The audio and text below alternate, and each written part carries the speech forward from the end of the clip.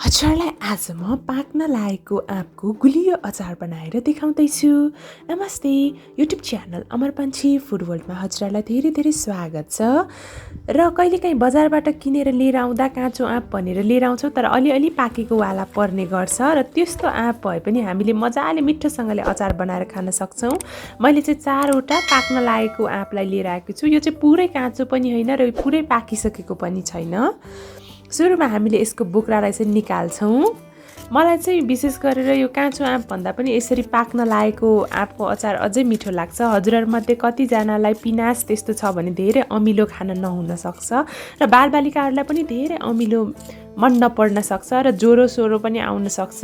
त्यस्तो अवस्थामा पाक्न लागेको काँचो आँपको अचार बनाउनु भयो भने चाहिँ त्यसले खासै इफेक्ट गर्दैन र मिठो पनि हुन्छ। हेर्नुहोस् है, यो पुरै काँचो चाहिँ होइन है। बजारमा एकदमै सस्तो मूल्यमा नै किन्न पाइन्छ यस्तो आँप चाहिँ। हेर्नुहोस् है,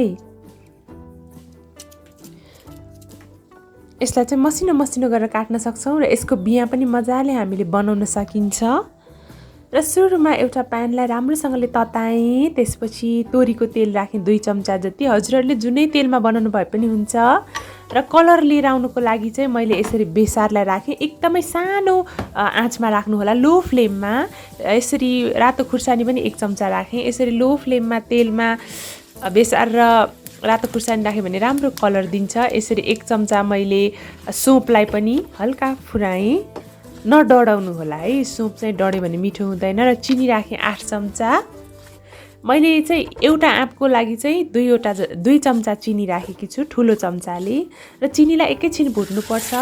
र चिनी जति राख्नुभयो पानी पनि त्यति नै राख्नु होला, यानि कि 8 चम्चा। हेर्नुहोस् है, कति मजाको कलर आइसकेको छ।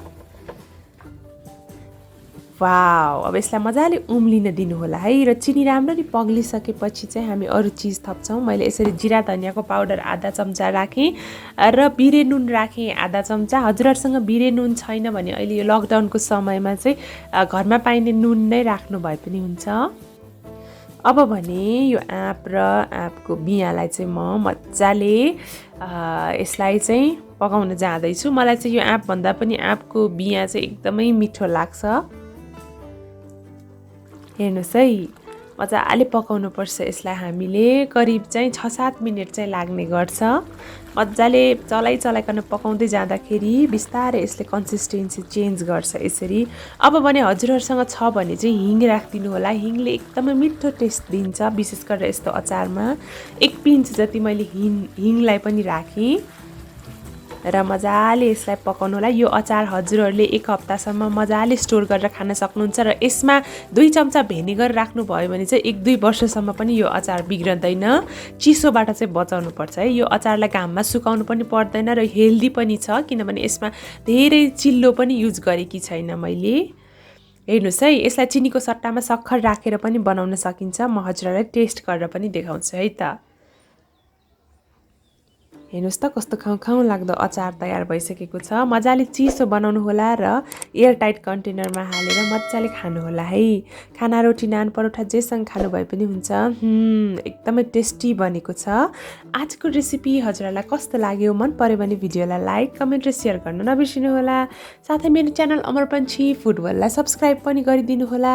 Thank you so much for watching. हजुरहरूलाई मैले कुनै पनि रेसिपी बनाएको हेर्न चाहनुहुन्छ भने तल कमेन्ट सेक्सनमा कमेन्ट गरिदिनु होला। Happy cooking to all of you. Stay safe.